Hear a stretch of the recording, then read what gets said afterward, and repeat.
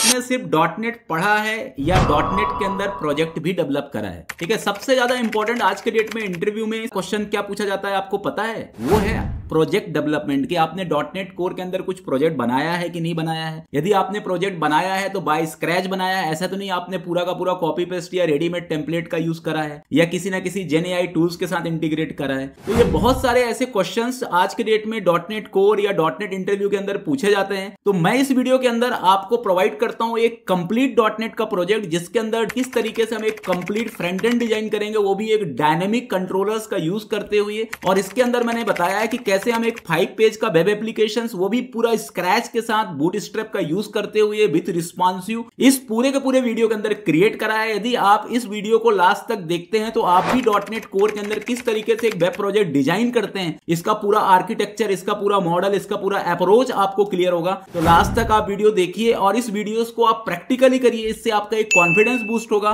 क्योंकि बहुत सारे वीडियोस आपको यूट्यूब के अंदर मिल जाएंगे जो C# सिखा रहे हैं, .NET सिखा रहे हैं, लेकिन प्रोजेक्ट रिलेटेड वीडियोस आपको नहीं मिलेंगे। इस वीडियो के अंदर जो प्रोजेक्ट रिलेटेड वीडियोस की जो डिमांड आपकी थी वो भी फुलफिल हो रही है, क्योंकि इसके अंदर मैंने पूरा का पूरा एक कंप्लीट प्रोजेक्ट डेवलप करा है, वो भी .NET कोर प्रोजेक्ट के आर्किटेक्चर को फॉलो करते हुए। क्योंकि interviewer most of the case में आज के डेट में पहला क्वेश्चन तो यही होता है कि .NET कोर प्रोजेक्ट का आर्किटेक्चर क्या होता है, आपने किस तरीके से अपने प्रोजेक्ट्स को बनाया हुआ है, किस तरीके से आपने इसमें डिजाइनिंग करा है, आपने बूटस्ट्रैप का यूज करा है, रेजर व्यू के अंदर बूटस्ट्रैप कैसे यूज किया जाता है, कौन कौन से बूटस्ट्रैप के क्लासेस यूज किए जाते हैं, रिस्पॉन्सिव के लिए आप क्या यूज करते हो, किस तरीके से कंट्रोलर और व्यू के बीच में इंटीग्रेशन होता है, कैसे हम मास्टर लेआउट बनाते हैं, मास्टर लेआउट चाइल्ड पेजेस को कैसे कॉल करता है, रेंडर बॉडी मेथड क्या होता है। ऐसे बहुत सारे क्वेश्चंस पूछे जाते हैं, वो सभी क्वेश्चंस के आंसर आपको इस प्रोजेक्ट वीडियोस में मिलेंगे। आप इस प्रोजेक्ट वीडियोस को अच्छे से चलाइए और यदि किसी भी टाइप का कोई डाउट आता है तो आप मेरे से पूछ सकते हैं। इस प्रोजेक्ट वीडियो का रिस्पांस यदि आपका बहुत अच्छा रहेगा तो आगे भी मैं .NET का एक पूरा डायनेमिक प्रोजेक्ट इंप्लीमेंटेशन करके और आपके लिए एक वीडियो बना करके दूंगा, जिससे आपका .NET का जो एक लाइव प्रोजेक्ट किस तरीके से बनाते हैं वो भी आप चीजें मैनेज कर सकते हो। और ये वीडियोस को आपको बहुत ही ज्यादा इंपॉर्टेंस लेना है, क्योंकि बहुत सारे ऐसे डेवलपर्स होते हैं जिनको डिजाइनिंग का नॉलेज इतना नहीं होता है, तो वो रेडीमेड टेम्पलेट उठाते हैं और उस टेम्पलेट को बस इंटीग्रेट करते हैं और ये सोचते हैं कि उनका डिजाइनिंग का वर्क जो है कंप्लीट हो चुका है, जबकि ऐसा नहीं होता है। क्योंकि इंटरव्यूअर आज के डेट में पूरा का पूरा बाय नोटपैड या VS कोड के अंदर पूरा बाय स्क्रैच कोड लिखने के लिए भी आपको टास्क में दे देते हैं और वहां पर फिर आप पूरी तरह से कोड नहीं लिख पाते हो और आप इंटरव्यू में रिजेक्ट हो जाते हो। तो आज के डेट में जितना ज्यादा बैकएंड की रिक्वायरमेंट है उतना ज्यादा फ्रंट एंड की भी रिक्वायरमेंट है। तो इसलिए ये वीडियो आपके लिए इंपॉर्टेंट होता है कि इसके अंदर मैंने पूरा का पूरा एक कंप्लीट फ्रंट एंड समझाया हुआ है, वो भी बहुत ही इजी वे में। तो आप इसको जरूर करिए, ठीक है, इससे आपका .NET का नॉलेज इंक्रीज होगा।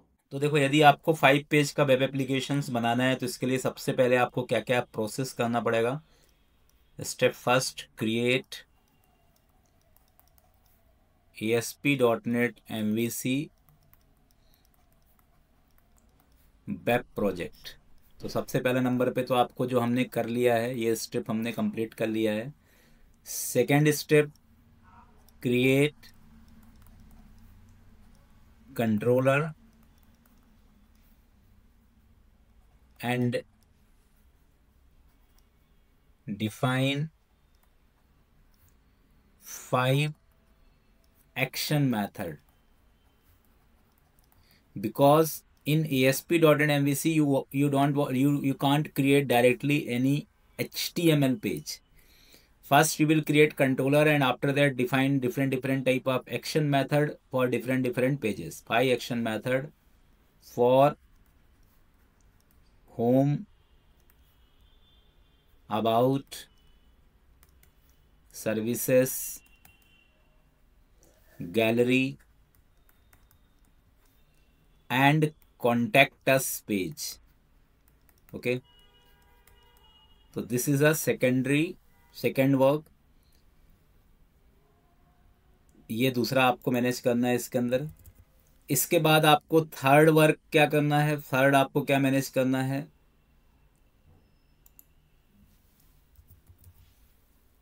इसके बाद नेक्स्ट जो आपका वर्क रहेगा, कंट्रोलर डिफाइन करने के बाद फिर आपको बनाना है एक मास्टर पेज। इसको हम बोल सकते हैं, we can simply say that layout page. ठीक है, तो first point is create ASP.NET MVC web project, second is create controllers, third create layout page और मास्टर पेज लेआउट पेज और master page to design common layout of web applications.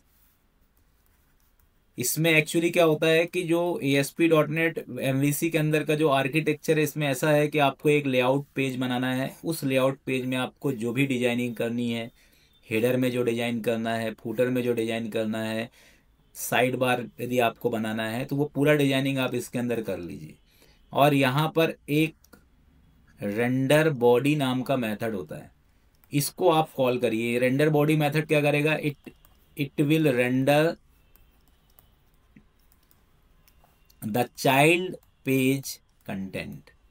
मतलब कहने का मतलब ये है कि आप जो भी पेज बनाओगे, मतलब जो भी आप home.cshtml about.cshtml जो भी पेज आप बनाओगे, उस पेज के अंदर जो भी कंटेंट लिखोगे, उस कंटेंट को ये रेंडर बॉडी यहाँ पर रेंडर कर देगा।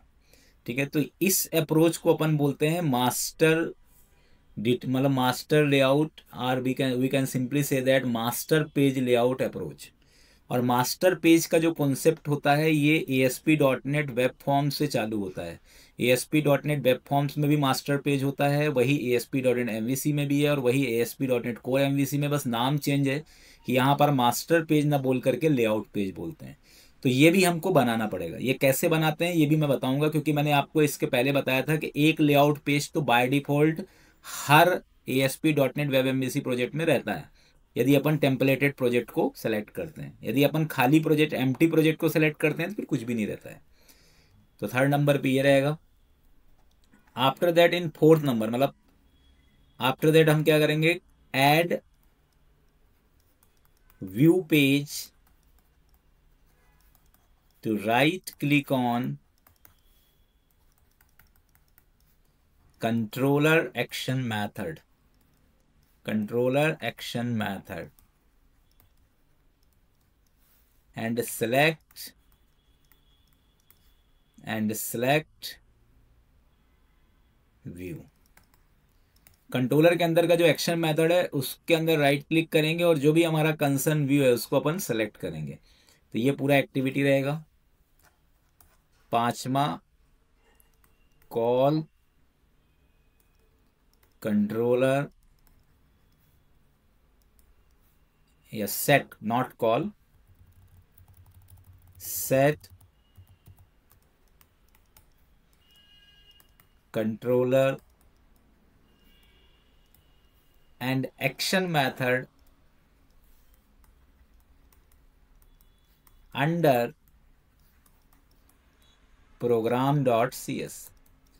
इसके बाद जो भी हमारा program.cs होगा, जो कंसर्न कंट्रोलर होगा और जो कंसर्न एक्शन मेथड होगा, उसको अपन यहाँ पर सेट कर देंगे।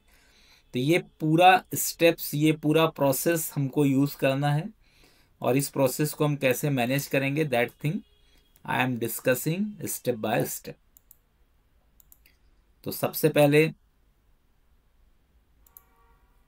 एक कंट्रोलर क्रिएट करते हैं। मतलब जो जो मैंने यहाँ पर यूज केस बनाया, पहले यूज केस मैं आपको इसलिए बता रहा हूँ कि इस यूज केस को फॉलो करेंगे तो अपने को कोई प्रॉब्लम नहीं आने वाली है।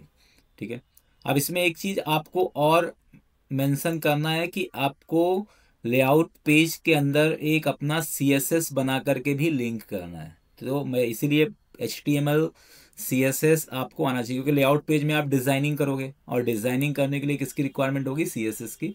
तो CSS भी हमको बनाना होगा। तो देखो हमारे पास वेब प्रोजेक्ट रेडी है, पहला स्टेप तो हमारा कंप्लीट ही है।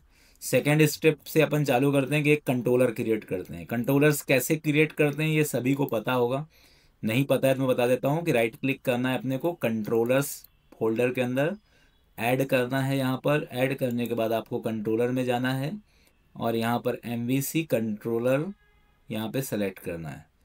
MVC controllers, you will select empty MVC controllers, और कंट्रोलर का नाम मैं दे दूंगा यहाँ पे guest. The controllers name is guest controller, this one. तो first is home, after that about us, after that services, after that gallery. तो इस तरीके से मैंने अलग अलग सर एक्शन आपकी मेथड। स्क्रीन शो नहीं हो रही। स्क्रीन शो नहीं हो रही? किसी को नहीं हो रही शो? नहीं सर, हो रही है, शो हो रही है। हो रही है, आपके इधर कुछ इंटरनेट का इशू होगा। Yes sir, may be. Home, about us, services, after that gallery and contact us.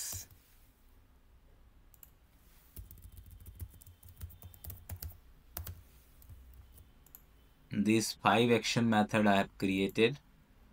The first is home, after that about us, after that services, after that gallery, and after that contact us.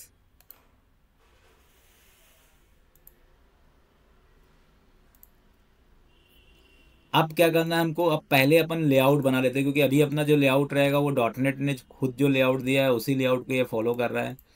ठीक है, तो इस layout के जगह में अपना हम खुद का लेआउट बनाते हैं। तो यहाँ पे राइट क्लिक करेंगे, ऐड। ऐड, यहाँ पर हम न्यू आइटम में जाएंगे। ठीक है, यहाँ पे तो ये नहीं दे रहा है, राइट क्लिक करिए, ऐड में जाइए। ऐड में जाने के बाद यहाँ पर एक बार व्यू में जाइए, इसके अंदर आपको लेआउट मिलेगा।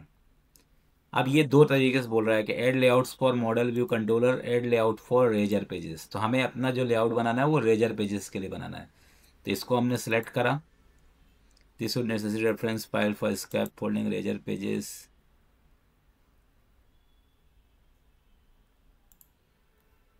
ये क्या बना दिया? नहीं नहीं नहीं, ये नहीं बनाना है अपने को, ये तो डायनेमिक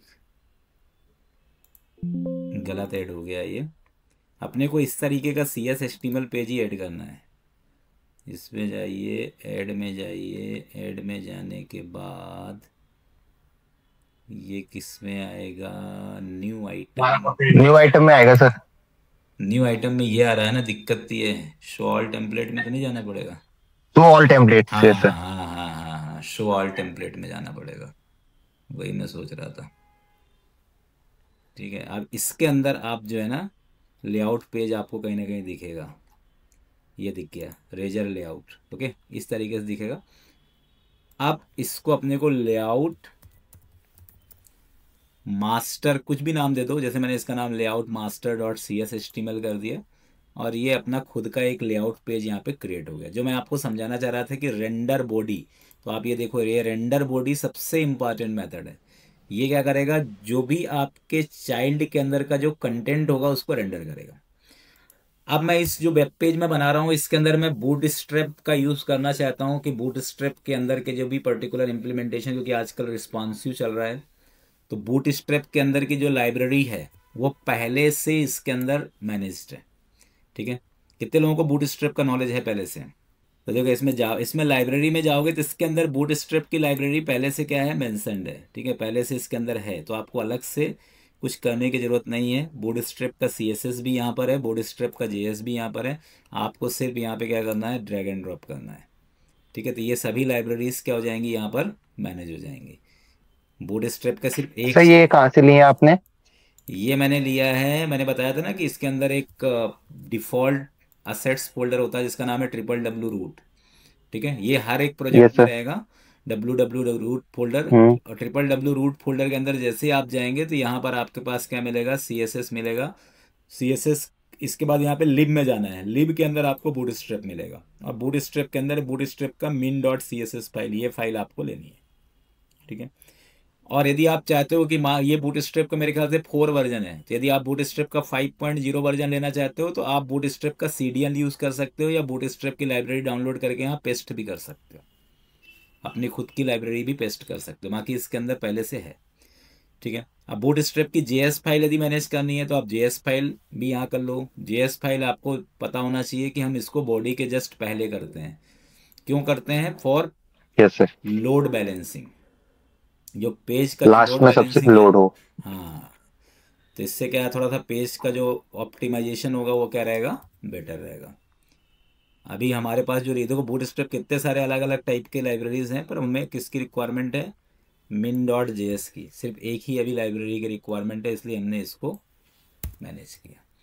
तो इस तरीके से बूट स्ट्रैप को मैंने अपने लेआउट के अंदर इम्प्लीमेंट कर दिया।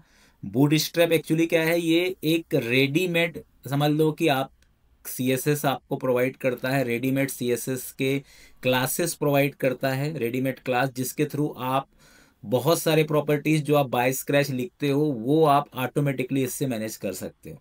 ठीक है, तो बूटस्ट्रैप का मेरा पूरा सेशन भी है, आप चाहो तो यूट्यूब के अंदर आप जाओ और यहाँ पर आपको बूटस्ट्रैप का फ्री सेशन भी 5 आवर्स का मैंने यहाँ पे अपलोड किया है, पूरा स्टेप बाय स्टेप। तो ये भी आप देख सकते हो, ये देखो ये कोर्स है। ठीक है, इसमें मैंने एक एक चीज़ें बताई हुई है कि कैसे आपको बूटस्ट्रैप क्या होता है, कौन कौन से इंपॉर्टेंट है, क्योंकि बूटस्ट्रैप में बहुत सारे क्लास होते हैं। अब सभी क्लास तो हम याद नहीं रख सकते, तो जो मेन मेन क्लास है कि कंटेनर कैसे बनाना है, कंटेनर फ्लूइड क्या होता है, इमेज रिस्पॉन्सिव कैसे करना है, बूटस्ट्रैप में फ्लेक्स क्या होता है, बूटस्ट्रैप में ग्रिड क्या होता है, ये सभी चीज़ें आप इसके अंदर सीख सकते हो। ठीक है, तो है वही चीज़, जैसे मान लो आपने CSS पढ़ा है तो ये काम आप अपने खुद के CSS के थ्रू करते हो, तो वही काम जो बूटस्ट्रैप है वो ऑटोमेटिकली कर देता है। ये सभी चीज़ें आपको मैनेज करना है। अब जैसे बूटस्ट्रैप के अंदर आज के डेट में क्या चल रहा है, सिमेंटिक टैग चल रहा है, क्योंकि अब कोई ड्यू का यूज़ करके अपन को लेआउट्स नहीं बनाना है। अब अपन को जब भी कोई लेआउट बनाना है तो मोस्ट ऑफ द केस में क्या यूज़ करना है, सिमेंटिक टैग। सिमेंटिक टैग मतलब ये HTML5 के टैग है जिसको गूगल बहुत आसानी से समझ जाता है। ठीक है, जैसे मैंने यहाँ पे ड्यू लगा दिया, इसके बाद यहाँ पे सेक्शन लगा दिया, इसके बाद यहाँ पे फूटर लगा दिया, तो ये जो टैग होते हैं इसको हम क्या बोलते हैं, ये भी HTML के टैग ही हैं, लेकिन ये सिमेंटिक टैग है। मतलब गूगल को आसानी से SEO के लिए क्या होगा, बेटर ऑप्टिमाइजेशन मिलेगा, समझ में आ जाएगा उसको कि ये हेडर है, ये सेक्शन है, ये फूटर है ये ड्यू ही, पर ये सिमेंटिक ड्यू है। अब बूटस्ट्रैप का इसके अंदर क्लास कौन सा यूज़ करेंगे, तो बूटस्ट्रैप में 2 कंटेनर होते हैं, एक नॉर्मल कंटेनर क्लास होता है और एक कंटेनर फ्लूइड होता है। दोनों में डिफरेंस पता है किसी को, कंटेनर और कंटेनर फ्लूइड में क्या डिफरेंस होता है? देखो, कंटेनर जो होता है ना बूटस्ट्रैप में, वो थोड़ा सा मतलब आपका विड्थ जो रहता है ना उसमें थोड़ा सा मार्जिन देता है, मतलब पूरा ऑटो फिट नहीं होता है, विड्थ 100% नहीं रखता है। लेकिन कंटेनर फ्लूइड क्या है, पूरा विड्थ क्या रखता है, 100% रखता है। इसकी और अच्छे से मैं एक रेफरेंस साइट भी बता देता हूँ, आप W3 स्कूल में भी जाना तो इसमें भी बहुत अच्छे से इसने मेंशन करा है। यहाँ पर भी आपको एक एक चीज़ें अच्छे से मिल जाएगी। जैसे देखो, कंटेनर्स के बारे में पता करना है, बूटस्ट्रैप में कितने कंटेनर्स होते हैं, 2 कंटेनर्स हैं। एक कंटेनर देखो, यहीं से डिजाइन देखो, कंटेनर यूज़ करोगे तो ऐसा दिखेगा, और कंटेनर फ्लूइड यूज़ करोगे तो ये इंटायर बिट्स, मतलब व्यू पोर्ट, मतलब जो भी आपका डिवाइस है उस डिवाइस का पूरा बिट्स ले लेगा कौन, कंटेनर फ्लूइड। और कंटेनर क्या लेगा, फिक्स बिट, थोड़ा सा मार्जिन लेके चलेगा। देखो ये दोनों में क्या है, डिफरेंसेस है। ठीक है, तो आप दोनों में से यहाँ पे अपन क्या बेटर यूज़ कर सकते हैं, कंटेनर प्लेट। ठीक है, सेक्शन इन सभी में क्लास यूज कर लो, class equals to container plate, तीनों में मैंने अलग अलग कंटेनर्स बना दिए।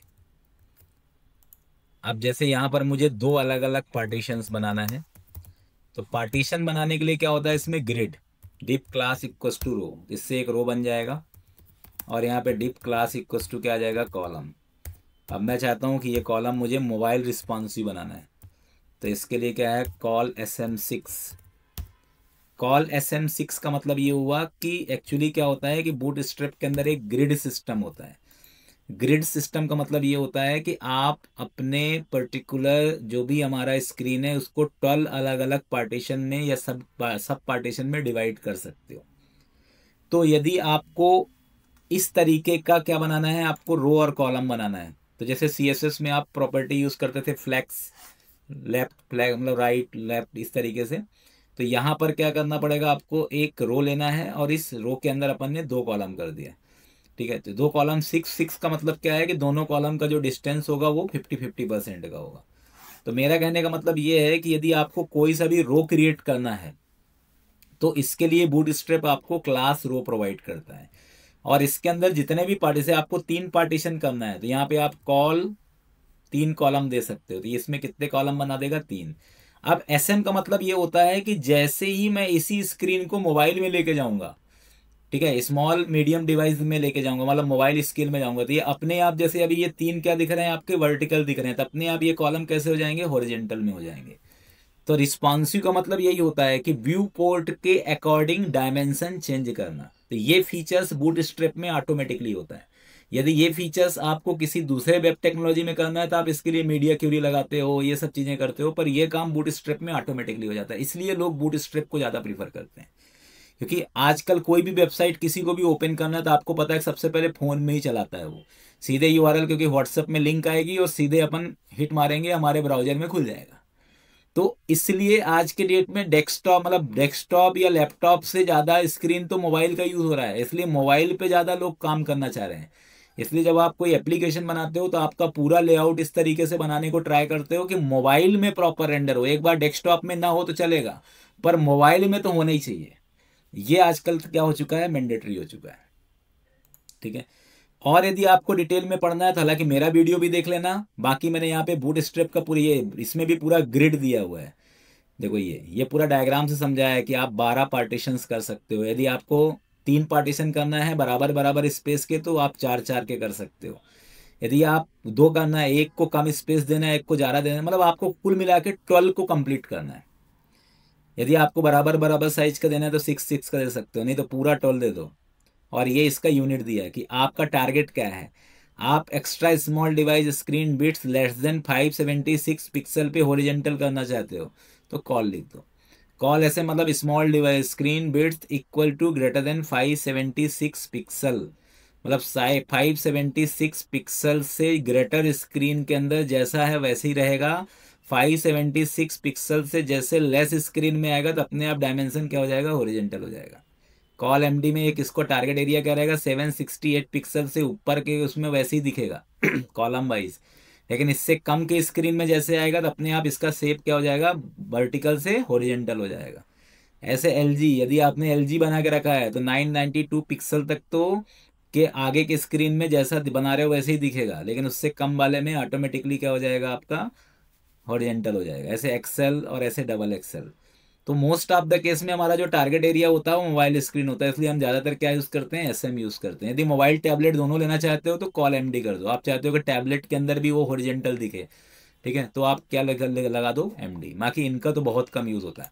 मेरा कहने का मतलब ये है कि बूट स्ट्रैप के अंदर इक्वल और अनइक्वल दोनों यूज़ आप कर सकते हो, और बस आपको सबसे ज़्यादा जो है ना 2 चीज़ों पे बूट स्ट्रैप में फोकस करना होता है, एक तो फ्लेक्स और दूसरा ग्रिड। ये दोनों चीज़ें जिसने यूज़ कर लिया वो कोई सा भी लेआउट बना सकता है। अब जैसे यहाँ पर हम कोई इमेज लगाएंगे, अभी इमेज के स्थान पे मैं यहाँ पर एक सिंपल H1 और यहाँ पे एक छोटा सा लोगो लगा देता हूँ। आप यहाँ पे इमेजेस भी लगा सकते हो। और यहाँ पर हम क्या बनाएंगे, मेन्यू बनाएंगे। मेन्यू बनाने के लिए जैसे आपको पता है कि इसके लिए मेन्यू के लिए भी इसके पास एक ऑलरेडी क्या है, सीमेंटिक टैग ऑलरेडी है, जिसको हम क्या बोलते हैं, नैव। नैव इज फॉर नेविगेशन। और यहाँ पे क्लास इक्वल्स टू नैप भी लिख सकते हो चाहो तो। ये nap actually this is a container. और मेन्यू बनाने के लिए अपन जनरली क्या यूज़ करते हैं, ULLI। ये आपने पढ़ा होगा HTML में। और ULLI के अंदर क्या लगाते हैं अपन, ऐसे रेफरेंस लगाते हैं, दिस वन। और यहाँ पर हम क्या दे देंगे, यहाँ पे दे दिया मैंने होम। इसके बाद about us, services, contact us, this one. Here I will provide home. After that I am providing about us. After that services. After that gallery. After that contact us.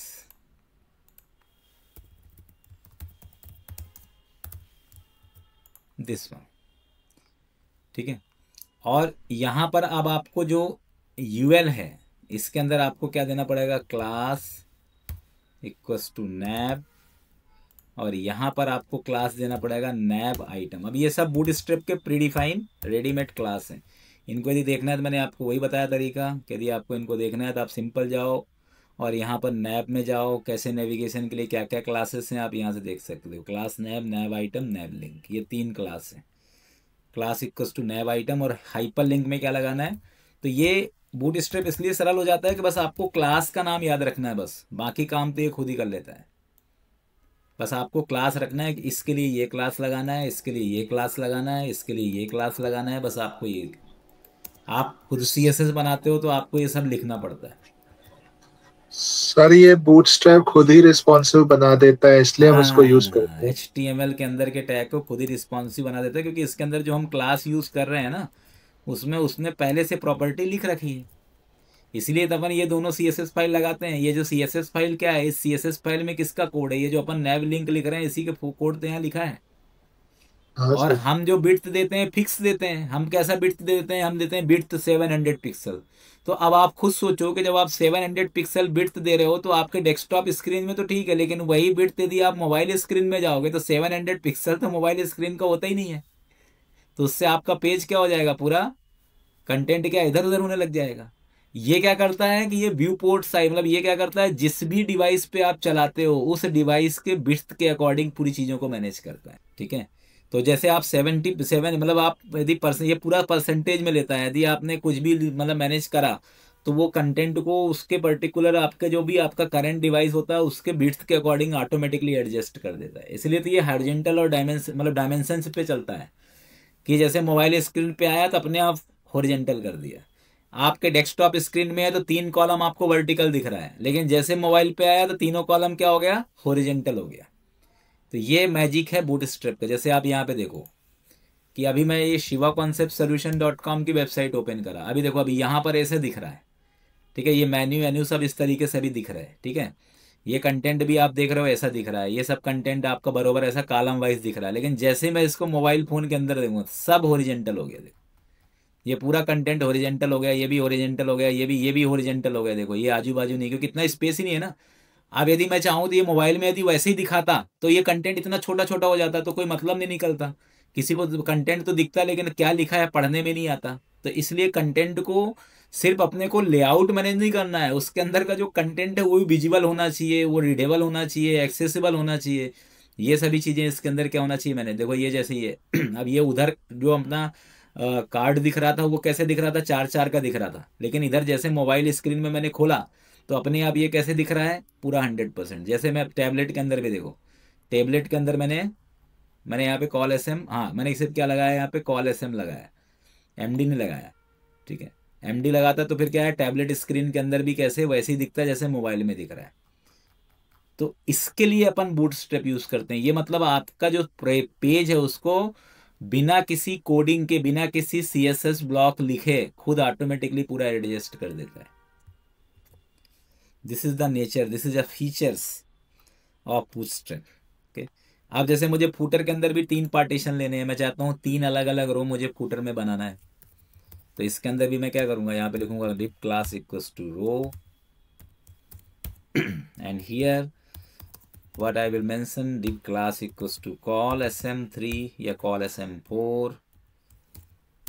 Again I will write here div class equals to call SM4 and again here div call SM4। और यहाँ पर आपको जो भी mention करना है, for example आप अपने अकॉर्डिंग कोई भी मेन्यू मेंशन कर सकते हो। अबाउट लिख दिया मैंने यहाँ पे, इधर अपन लिख दिए अपन अवर मेन्यू, यहाँ पर अपन ने लिख दिया सोशल आइकॉन्स, जो भी एनीथिंग एल्स, वो तो कंटेंट तो आप बाद में मैनेज कर सकते हो।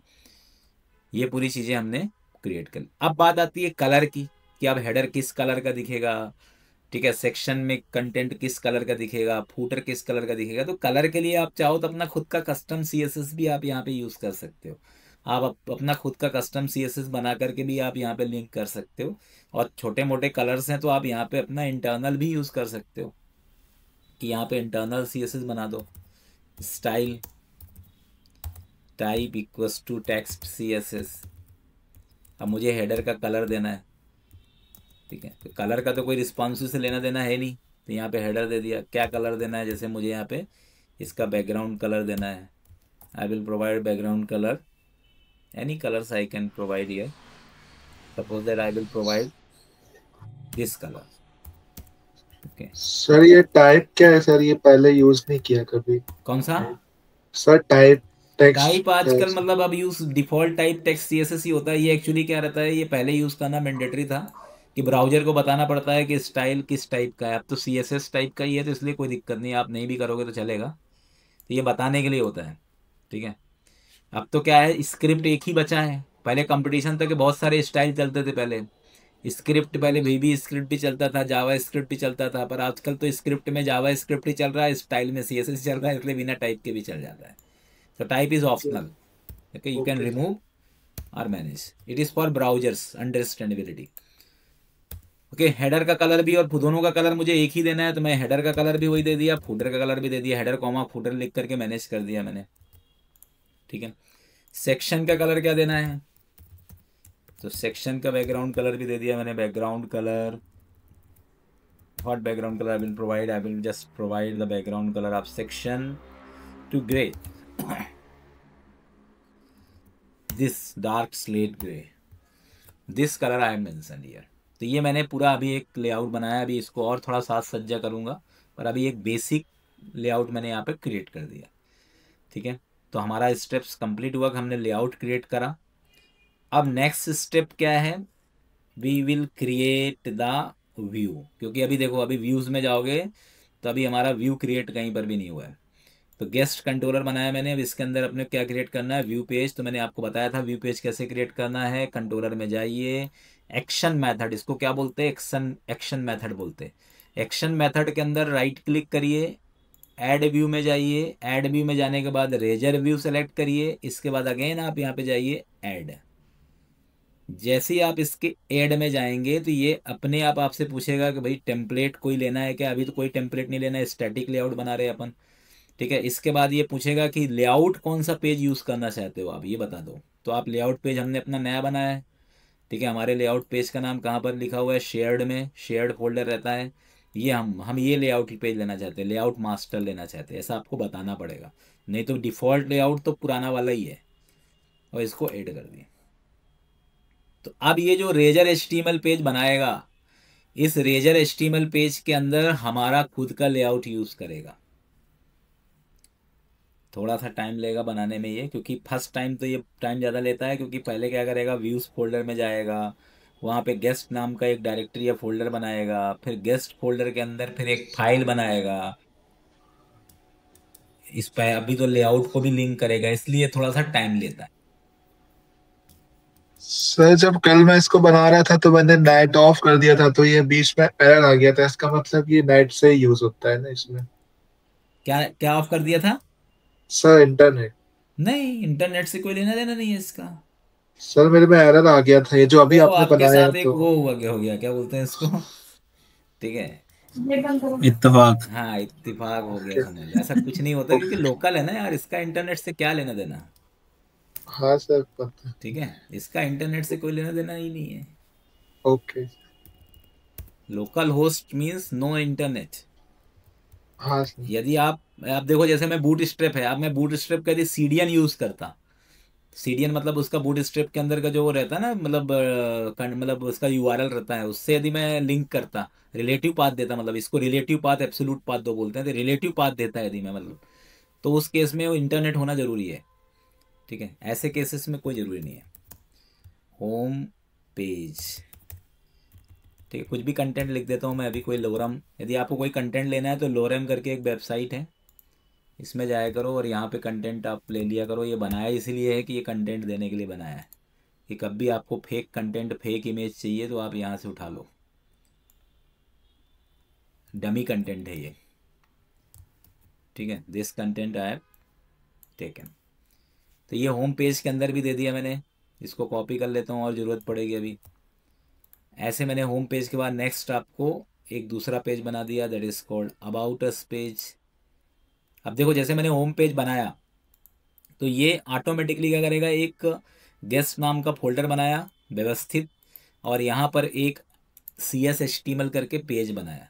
अब ऐसा कोई फ्रेशर थोड़ी ना करता है, यदि कोई फ्रेशर्स को यदि आप दे देते कि नॉर्मल आप पेज बनाओ 5 पेज, तो वो तो क्या कुछ नहीं करता, सीधा मतलब home dot ASPX about dot, जैसे अपना नॉर्मल वेब फॉर्म्स में था, जिन्होंने ASP.NET का वेब फॉर्म्स यूज़ किया होगा उनको पता होगा, वहाँ सीधा ASPX पेज बनता था, और कुछ भी नहीं, सब उसी पेज में आप लिख दो और रन कर दो, बात खत्म। क्योंकि उस समय क्या था कि हमारे पास इतने यूजर्स नहीं होते थे, इतने रिक्वेस्ट नहीं आते थे, इतना ज़्यादा कॉम्प्लेक्सिटी नहीं था, इतना ज़्यादा सर्वर कॉस्ट भी नहीं था। पर आजकल क्या है, ये सब चीज़ें देखनी पड़ती है कि कौन, क्योंकि आजकल कंपटीशन बढ़ गया ना, अब सामने वाला आपको यदि 1 सेकंड के अंदर यदि रिस्पॉन्स कर रहा है तो आपको भी 0.5 सेकंड में रिस्पॉन्स करके देना पड़ेगा। इसलिए आज के डेट में ये सब टेक्नोलॉजी, पुरानी टेक्नोलॉजी आउटडेट हो रही है और नई टेक्नोलॉजी मार्केट में आ रही है। सर ये एम्प्टी रेजर व्यू नहीं लेते हैं अपन ना? हाँ, अभी तो एम्प्टी ले लो क्योंकि अपन को कुछ करना नहीं है। And सर ये जो अभी हम एम्प्टी कर कब रहे लेते हैं हैं? ये, मैंने बताया था उस दिन के, यदि आपको बिना किसी लेआउट पेज के यदि कोई व्यू बनाना है तो हाँ उसमें एम्प्टी ले लो। एम्प्टी मतलब आपका खुद का, वो कोई हाँ सर, इनहेरिट नहीं करेगा। ऐसे एक पार्शियल भी होता है, पार्शियल भी तो और खतरनाक होता है। ये तो किसी भी मतलब इसका यूज़ तो अपन किसके लिए करते हैं कि जैसे मान लो आपको पूरा ही बिल्कुल अलग डिफरेंट बनाना है, ठीक है, तो पार्शियल व्यू लगा सकते हो। अभी बताऊंगा मैं इसका सीन। कोई ऐड के लिए ज़्यादा यूज होता है, कोई ऐड लगाना है, कोई सेक्शन बनाना है स्पेसिफिक। सर अभी हम जो ये कर रहे हैं ये वेब फॉर्म नहीं है ना, या फिर है? दिस इज वेब पेज, वो जो razor sir, web page. Sir जो पुराना होता था मैंने वेब फॉर्म किया वो तो वेब ये फॉर्म नहीं है, वो वेब फॉर्म तो उसी को तो हटा दिया। वो बहुत ज़्यादा टाइम कंज्यूमिंग था, उसमें सब कुछ सर्वर साइड होता था और तो उसका कोई डिजाइन पैटर्न अपने आप नहीं बनता था। उसमें जो डिजाइन पैटर्न खुद बनाना पड़ता था एमवीसी उसमें, ठीक है। इसमें उसमें ऐसा कोई लेआउट वेआउट नहीं आता था उसमें, तो सीधा बस एक ही एक बस पेज बनाओ और सब कुछ सर्वर साइड यूज़ करते थे लोग। फिर उसमें ज़बरदस्ती परफॉर्मेंस इंप्रूवमेंट के लिए क्लाइंट साइड के लिए एचटीएमएल कंपोनेंट यूज़ करते थे। वेब सर फॉर्म यूज़ इसमें, किया? वेब फॉर्म यूज़ किया आपने? हाँ सर वो 2010 वाले वर्जन ग्रिड में। व्यू, रिपीटर, हाँ सर, हाँ सर ये सब किया है सर। लिस्ट व्यू, ये सब यूज़ हाँ किया सर, होगा आपने, है ना? हाँ सर, डेटा सोर्स कंट्रोल में SQL data source control, object data source control, ADO dot net उसमें यूज़ किया होगा, डेटा सेट, डेटा टेबल, हाँ सर। ये सब यूज़ किया है। तो हाँ सर, लेकिन वो बहुत मतलब आउटडेटेड था सर जो सर पढ़ाते थे वो। हाँ, एंड सर इसमें अपन टूल बॉक्स यूज नहीं करते थे, जो कुछ टूल नहीं, बॉक्स सब से हटा और दिया उसने सब। टूल बॉक्स में बस नॉर्मल एचटीएमएल कंपोनेंट ही बद मिलेंगे बस आपको, क्योंकि उसी के लिए तो मेन ने ये बनाया ना, क्योंकि वो सर्वर साइड था ना। उसमें क्या होता था कि सर्वर साइड में फीचर्स तो थे पर वो टाइम कंज्यूमिंग बहुत ज़्यादा था ना। डेवलपर के लिए तो अच्छा था कि डेवलपर ड्रैग एंड ड्रॉप करके पूरा लगा देता था, पर जब वो रिक्वेस्ट रिस्पॉन्स के भी मतलब जो उसका रिस्पॉन्स आता था वो बहुत टाइम कंज्यूमिंग रहता था। अब आप एंड खुद सर सोचो, इसमें उसमें यदि आपको अजेक्स लगाना होता था तो अजेक्स लगाने के लिए आपको कितना, मतलब अजेक्स लगाने के लिए एक पूरा टूल किट वहीं पर रखना पड़ता था, ठीक है, तो वो तो बहुत कॉम्प्लिकेटेड था। सर वो टूल बॉक्स यूज करना तो थोड़ा मतलब ड्रैग एंड ड्रॉप वाला सिस्टम तो इजी था ना, तो वो मतलब इस पे वो नहीं। आपके लिए इजी था पर वो सर्वर के लिए तो टफ है ना, वो रेंडरिंग टाइम बहुत अच्छा, ज्यादा था ना उसको। अच्छा सर। एंड सर एक और विंडो होती थी सर्वर एक्सप्लोरर करके, वो भी इसमें नहीं दिख रही इस वाले में। है सर्वर वो एक्सप्लोरर तो है, ये व्यू में जाओगे तो मिल जाएगा। सर्वर एक्सप्लोरर तो डेटाबेस के लिए रहता है ना, वो तो है। हाँ हाँ सर, हाँ। वो तो है। तो तुम तो बोल रहे हो मुझे कुछ नहीं भी आया, तो तुम तो सब पढ़े हुए हो ये सब। नहीं सर वो ओल्ड टेक्नोलॉजी थी ना, तो सर अच्छा मतलब इतना अच्छे से नहीं पढ़ा था, बस वो बेसिक बेसिक बताया था, अच्छा। डीप में। ऐड व्यू में जाइए, कॉन्टैक्ट्स में जाइए, ऐड में जाइए। अभी भी बहुत सारी कंपनी में ASP.NET वेब फॉर्म्स यूज हो रहा है, ये भी बताना चाह रहा हूँ मैं आपको। बहुत सारे बड़े बड़े यस सर। प्रोजेक्ट्स उसमें सर अभी चल हमारे रहे यहाँ हैं। भी यूज होता है, कहाँ पे? आपकी कंपनी में? जिंदल स्टेनलेस में। हाँ, क्योंकि वो इतने बड़े प्रोजेक्ट बन जिंदल चुके हैं। Stainless limited. हाँ, इतने बड़े प्रोजेक्ट बन चुके हैं कि उसको रिप्लेस ही नहीं कर पा रहे हैं वो, क्योंकि यदि रिप्लेस करेंगे तो उनको 5 साल तो रिप्लेस करने में लगेगा। सर हमारे डेस्कटॉप एप्लीकेशन भी अभी यूज होते हैं, वेब फॉर्म डेस्कटॉप एप्लीकेशन। हम्म, और एक्चुअली क्या है, कुछ चीजें ऐसी हैं जो हम वेब पे नहीं लेके जा सकते। जैसे हाँ कि मुझे अपनी एक मेरा सॉफ्टवेयर जो एसएपी से डाटा निकालेगा हाँ हाँ। और उसे बारकोड प्रिंटर को देगा, हम्म तो वो डेस्कटॉप से ही दे सकते हैं, हम वैसे दे ही नहीं सकते वेब सर्वर से।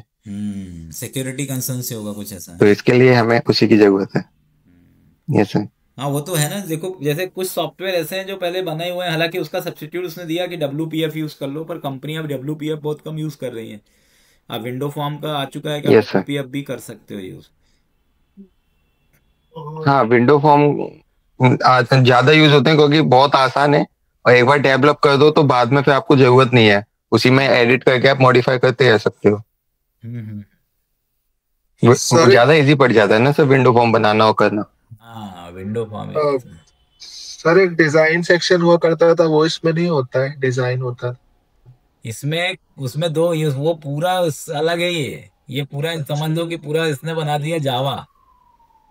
इसमें डिजाइन सेक्शन मतलब ये रेजर एचटीएमएल ये जो दिख रहा है ना डॉट सी एस एचटीएमएल इसमें ही सब डिजाइन करना है आपको। ओ, ठीक है मतलब सर वो दिखता था कि एक डिजाइन अलग से फिर कोड नहीं अलग इसमें से वो कुछ नहीं पूरा। दिखेगा। इसमें जैसे जावा में होता है ना काम वैसा होगा, पीएचपी और जावा में जैसे काम होता है ना वैसा काम हो रहा है अब इसमें। तो, इसमें कुछ नहीं वो दिखने तो वाला आपको। इसमें सब ये एचटीएमएल पेज है, यहीं सब बनाओ, यहीं पे आपको जो करना है आप बनाओ, एचटीएमएल के कंपोनेंट लो यहाँ पे। ठीक है। इसका सर डिजिटल मतलब नहीं दिखेगा, नेट मतलब ब्राउजर पे ही देखना पड़ेगा जब रन ब्राउजर पे करेंगे देखना तो। पड़ेगा, ब्राउजर पे जो भी आपको आउटपुट आउटकम चाहिए ब्राउजर पे देखो डायरेक्टली। यहाँ पे डिजाइन में जैसे उसमें दिख जाता था ना, ड्रैग एंड ड्रॉप करके डिजाइन में देख लेते थे कि हाँ कैसा सर। दिख रहा है, लेआउट क्या दिख रहा हाँ हाँ है। सर, हाँ हाँ। इसमें सब रन करके देखना है। सर अभी आप रन करेंगे तो मैं एक सवाल और पूछूंगा, एक मिनट अब करिएगा रन। हाँ हाँ ठीक है ना, सवाल पूछिए। अच्छा है। अब देखो ये पूरा मैंने बना दिया, मतलब हमारा जो यूज केस था वो लगभग लगभग ऑलमोस्ट कंप्लीट हो चुका है। ठीक है।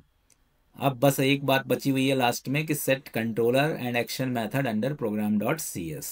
बस मतलब स्टार्टअप पहले ये program dot C S startup dot C, मतलब इसमें भी चेंजेस हो रहे हैं। ठीक है। ये एस पी डॉट कॉलम पहले इसमें दो फाइल मिलते थे, एक स्टार्टअप डॉट सी एस और एक प्रोग्राम डॉट सी एस। अब उसने स्टार्टअप डॉट सी एस को हटा के प्रोग्राम डॉट सी एस ही कर दिया। पहले मिडिल वेयर की अलग फाइल होती थी और इसकी अलग फाइल होती थी। अब मिडिल वेयर और इसको सबको इकट्ठा कर दिया।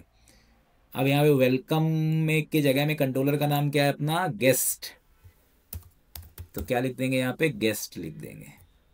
एक्शन में क्या है हमारा, सबसे पहले हम कौन सा एक्शन मेथड लोड करना चाहते हैं, होम। तो ये हमारा होम मेथड होगा बस। अब इसको चला दीजिए।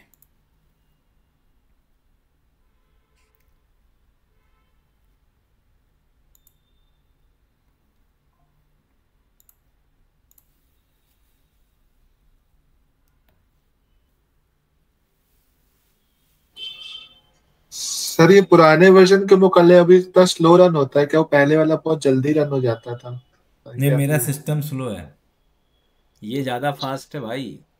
ओके। ये देखो, ये आ गया।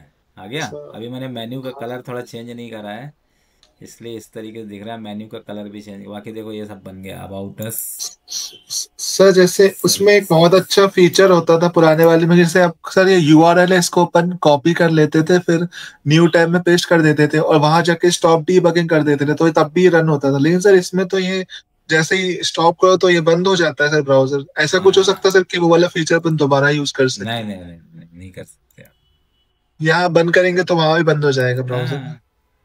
सर ये तो ड्रॉबैक है ना सर, देखता है। कैसे ड्रॉबैक है? मतलब सर बार बार ब्राउजर, मतलब बार बार रन होता फिर से उसको रन करो फिर डीबग करो, ऐसा ऐसा कुछ नहीं हो सकता नहीं सर है कि ना, वो? इसके अंदर मेंशन रहता है ना, यहाँ से रिलोड हो जाता है ना। ये जो फीचर्स है अभी कम्युनिटी में नहीं है, बाकी प्रोफेशनल में ये फीचर है ना, यहाँ से आप डायरेक्टली रिलोड कर दो। सर ब्राउजर में वो रन होता रहे भले ही आप उसको स्टॉप डीबगिंग कर दे, ऐसा नहीं हो सकता है क्या ये? हाँ उसको क्रॉस मत करो ना, क्रॉस मत करो, यहाँ से आप चेंज करोगे क्योंकि डिजाइनिंग में चेंज करने में इसको स्टॉप नहीं करना पड़ता है। लेकिन यदि आप कंट्रोलर में चेंजेस करोगे, जैसे उसमें भी क्या होता था कि यदि सी एस फाइल में चेंज करते थे तो आपको फिर वापस से रिलोड करना पड़ता था। ए एस पी एक्स में चेंज करते थे तो नहीं दिक्कत होती थी। इसमें ऐसा है कंट्रोलर में चेंज, क्योंकि इसमें बिल्ड करना जरूरी होता है ना, ऐसा। लेकिन सर क्लोज तो यहाँ भी हो गया ना वो ब्राउजर से, देखिए। वो तो मैंने करा ना क्लोज। आपने सर क्रोम क्लोज किया था? हाँ मैंने। नहीं सर, आपने स्टॉप डीबगिंग शायद किया था ना। नहीं नहीं एक नहीं, बार और करेंगे सर, एक बार। हाँ वो चलता रहेगा। मैंने कब बंद हाँ, करूँ? एक मिनट रुकिएगा सर, एक बार और देख लूं। ये हाँ चल सर, रहा है। ये रन हो रहा है। हाँ अब आप सर सिर्फ स्टॉप डीबगिंग कर दीजिए वहां जाके। यहाँ पे हाँ सर, यहाँ इसको आप नहीं करना देख। है स्टॉप डिबगिंग, इसको इधर से कर हाँ दो। सर। इसको हाँ सर नहीं पहले। नहीं, मैं ये बोलना चाह रहा हूँ कि जैसे ये चेंजेस यहाँ पे नहीं होगा, लेकिन आप डिजाइनिंग में चेंजेस करोगे और फिर ये इसको क्लिक कर दो तो वापस वहां पे जाके रिफ्लेक्ट कर देगा। सर पुराने वाले वो लाल बटन पे करते थे तब होता था मतलब, तो इसमें ऐसा है कि इसमें रीलोड वाले पे रीलोड करना? वाला ये वाला फीचर है, दो फीचर है ना इसके अंदर, ये दिख रहा है। अच्छा ठीक हाँ सर। है, ये दोनों फीचर ठीक। से आप कर सकते। ठीक है सर। अब मैं बताना चाह रहा हूँ जैसे ये देखो, इसके अंदर मैंने अभी कंटेंट चेंज नहीं करा है, सिर्फ होम का करा है। ऐसे आप अबाउट अस में भी कर दो तो आपको अलग अलग पेजेस मिलेगा। और इसके अंदर जो मेन्यू के अंदर का जो कलर है ये क्या है आपका, इसी कलर का है, तो ये प्रॉपर दिख नहीं रहा है, इसलिए इसका कलर भी चेंज करना है। और मैं इसमें पूरा सब कुछ बूट मतलब यदि मेन्यू कलर मुझे मैनेज करना है तो दो ऑप्शन है मेरे पास। या कि मैं इसमें जा जाके चेंज करूं, या इससे अच्छा ये है कि मैं सीधा यहाँ पे लिखूं सेक्शन। अब देखो मैंने अभी यहाँ पे इसको नहीं हटा रहा हूँ, देखो इसमें चेंजेस कर पा रहा हूँ ना। ये वाला मैं वापस से रिलोड नहीं करूँगा, मतलब यहाँ से मैनेज करूँगा और इसके बाद बस इसको हिट मार दूंगा तो वहाँ से रिलोड हो जाएगा। कलर वाइट, ये मैंने चेंजेस करा।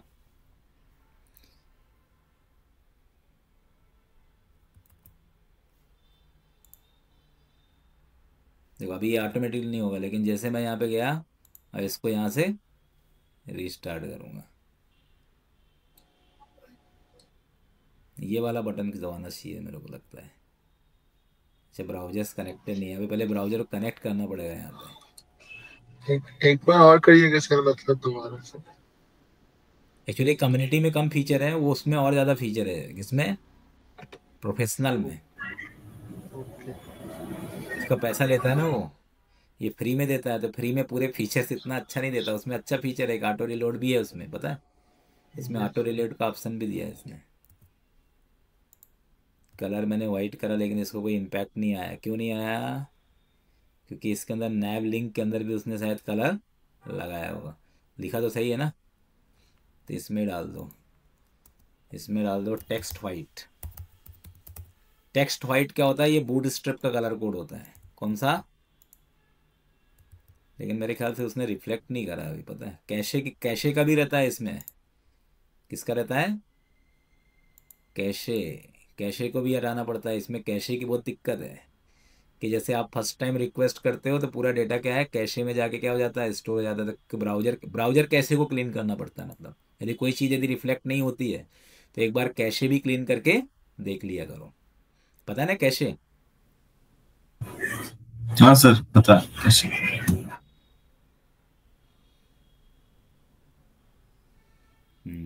वो वाला एक्सटर्नली यूज़ नहीं हो रहा है, मतलब हमें बूट स्ट्रिप का ही यूज़ करना पड़ेगा, क्योंकि इसके अंदर इंपॉर्टेंट लिखा होगा, नैव लिंक में उसने ऑलरेडी कलर लगाया होगा और उस कलर में उसने क्या लिख दिया होगा, इम्पॉर्टेंट, इसलिए उसको हम चेंज नहीं कर पा रहे हैं। तो इसलिए आप इसको एडिशनली मैनेज कर लो, टेक्स्ट वाइट। पता है इंपॉर्टेंट क्या होता है सीएसएस में, तो कुछ बूट स्ट्रिप के ऐसे क्लासेस हैं जिनको ओवरराइड आप नहीं कर सकते।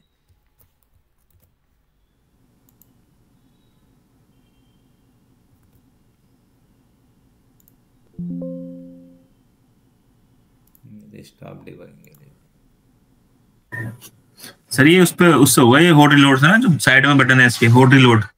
कहाँ पर है, इसमें है कम्युनिटी में, देखो हाँ इसमें है ऊपर, देखो टॉप पे ना, इधर।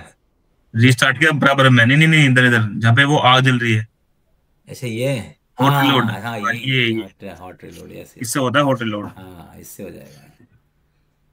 ये इसको मैं ब्राउजर समझ रहा था अभी, तो आइकन चेंज कर दिया। अबाउट, सर्विसेज, गैलरी और यहाँ पे कॉन्टैक्ट। अभी मैंने देखो यहाँ पे मैंने अभी मेन्यू के अंदर हाइपर लिंक नहीं लगाया, क्या नहीं लगाया, हाइपर लिंक नहीं लगाया, बाकी हमारे पेज पूरा क्रिएटेड यहाँ पर है। जैसे मैं इसको रिस्पॉन्सिव करूँगा अपने आप, देखो इस तरीके से हो गया ये, क्यों, क्योंकि मैंने यहाँ पे कॉल एसएम लगाया हुआ है। तो जैसे ही मोबाइल स्क्रीन में आया तो अपने आप देखो जो कॉलम था अपना क्या हो गया, इसका डायमेंशन चेंज हो गया, अब ये वर्टिकल से क्या हो गया, हॉरिजॉन्टल हो गया। तो इस तरीके से हम मैनेज कर सकते हैं। यहाँ पे नीचे भी देखो ये मेन्यू और ये दोनों किस में आ गए, हॉरिजॉन्टल आ गए। ये कैसे आ गए, हॉरिजॉन्टल आ गए। लेकिन जैसे ही मैं मतलब अगर उसे इसको हम फोन में खोलेंगे तो ये ऐसे सेम दिखेगा हमें, जैसा अब हाँ दिख रहा फोन है। में खोलोगे तो इस तरीके से दिखेगा, ठीक है। और जैसे ही आप टैबलेट में खोलोगे या डेस्कटॉप में खोलोगे तो इस तरीके से दिखेगा। ये प्रॉपर्टीज है। ठीक। हाँ, बाकी जो पेजेस हैं उनको भी आप यहाँ पे इसमें, अब इसमें लिंक देखो, हाइपर लिंक कैसे लगाते हैं, पहले तो अंदर का पेजेस का कंटेंट चेंज कर देता हूँ मैं, अबाउट अस। अच्छा इसमें कंटेंट मैंने डाला ही नहीं अभी शायद, ठीक है। कोई सा भी कंटेंट आप यहाँ पे मैनेज कर लो, ये लोरम वाला कॉपी कर लो,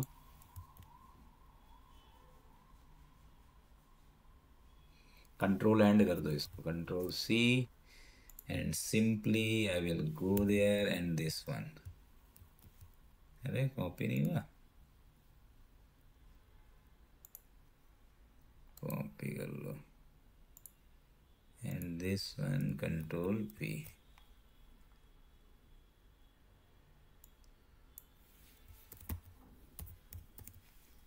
ऐसे ही इसके अंदर भी कर दो, सर्विसेज में भी कर दो, same in gallery, same in contact us, this one.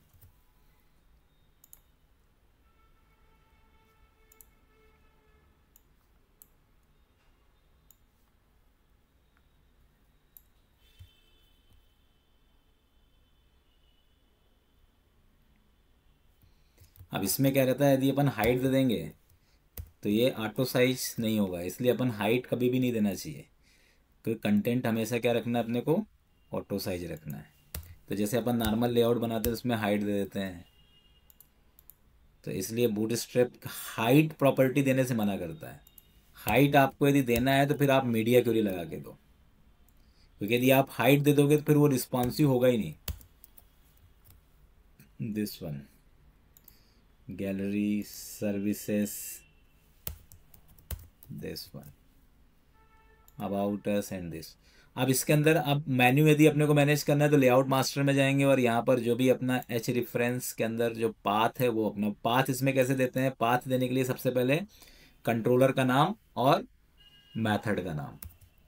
तो यहाँ पे गेस्ट स्लैश होम, यहाँ पे स्लैश लगा दो, स्लैश गेस्ट स्लैश होम। ऐसे आप यहाँ पर भी मैनेज कर सकते हो, slash guest slash about slash guest slash services, जो भी आपके कंट्रोलर के एक्शन मेथड का नाम है। Again slash guest slash gallery, again here you can write slash guest slash contact us। अस में यू क्या होगा आपका, स्मॉल दिया है मैंने तो स्मॉल होगा। तो मतलब ये एक तरह से ये कंट्रोलर का नाम होता है, ये एक्शन मेथड का नाम होता है। मतलब जब भी आप पाथ बनाओगे, क्योंकि एमवीसी का जो पाथ होता है वो इसी तरीके से होता है कि पहले आपको कंट्रोलर का नाम, एक्शन, कहीं पर भी आपको रेजर एचटीएमएल पेज का नाम मेंशन नहीं करना है। अब मैं इसको हॉट रिलोड कर देता हूँ, अपने आप ये रिलोड हो जाएगा और जो भी मैंने कंटेंट मैनेज किया है वो यहाँ पे रेंडर हो जाएगा।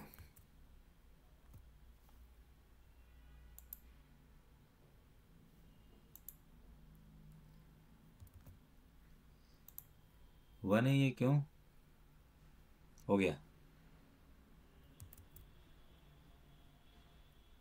दिस वन इज, ये कम्युनिटी में दिक्कत करता है, कभी करेगा कभी नहीं करेगा।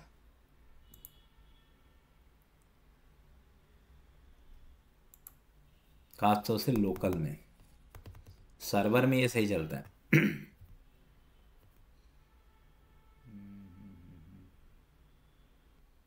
दिस वन,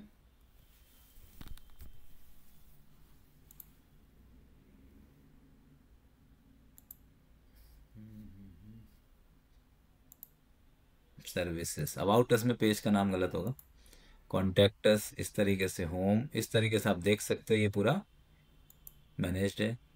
ठीक है, अबाउट अस का जो पाथ होगा वो मैंने प्रॉपर नहीं लिखा होगा। अबाउट कंट्रोलर का नाम शायद गलत, अबाउट ऐसे, हाँ सर व्यू का नाम। अब ये लिखा है। कर देंगे अपन, और सेक्शन के अंदर जो अपना पैराग्राफ है उसके अंदर का कंटेंट भी अपन यहाँ मैनेज कर देते हैं। यहाँ पे लिख देते हैं सेक्शन पी,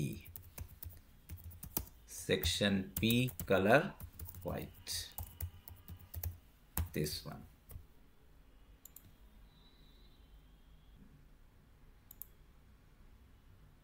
ये आ गया। ठीक है, यहाँ पे अबाउट अस, सर्विसेज, गैलरी और कॉन्टैक्ट अस। तो इस तरीके से ये पूरा आपका एक 5 पेज का एक वेबसाइट यहाँ पर क्या है क्रिएट है। और कंटेंट अभी मैं और फिल करूँगा तो ऑटोमेटिकली इसकी साइज़ क्या है मैनेज हो जाएगी। ठीक है, अभी इसकी साइज़ यदि आपको मैनेज करनी है तो आप सेक्शन में चेक करने के लिए, थोड़ा अच्छा दिखने के लिए यहाँ पे अभी हाइट मेंशन कर दो, क्योंकि अभी अपने पास कंटेंट नहीं है। क्योंकि कंटेंट जैसे होगा तो अपने को हाइट ऑटोमेटिकली क्या हो जाएगा, एडजस्ट हो जाएगा। दिस ठीक है, तो अभी आप इतना बनाओ इसको, और जितना अच्छा बना सकते हो बनाओ। नेक्स्ट क्लास के अंदर अपन कुछ और कंटेंट इसमें लगाएंगे, इसको थोड़ा और अट्रैक्टिव क्रिएट करेंगे। ठीक है, इस तरीके से हम 5 पेज की वेबसाइट नॉर्मल अपन बना सकते हैं। और आप यहाँ पे देख सकते हो कि इससे फ़ायदा ये होता है कि आपका जो डिज़ाइनिंग है वो पूरी तरह से, एक तरह से देखा जाए तो एक बहुत ही ऑप्टिमाइज और बेटर अप्रोच के थ्रू क्या हो रही है, मैनेज हो रही है। और इसमें किसी भी टाइप का कोई सर्वर साइड कंपोनेंट नहीं है। जितने भी अपन ने यूज़ करा है यहाँ पर अभी पूरा, हालांकि ये पूरा स्टैटिक वेब, अभी वेब पेज अपन ने मैनेज करा है, यहाँ पे कोई डायनेमिक चीज़ें नहीं करी है। लेकिन अपन यदि डायनेमिक भी अब करेंगे तो इसके अंदर जितने भी कंपोनेंट या कंट्रोल एलिमेंट्स यूज़ करेंगे वो सब कुछ HTML के फॉर्म एलिमेंट ही हम यहाँ पे यूज़ करेंगे। ठीक है, ASP.NET Core MVC के अंदर इसका खुद का कोई सर्वर साइड कंट्रोल नहीं है, किसी भी टाइप का grid view, data list view कुछ भी नहीं है। सब कुछ आपको जो भी करना है वो आपको HTML फॉर्म एलिमेंट के थ्रू ही करना रहेगा।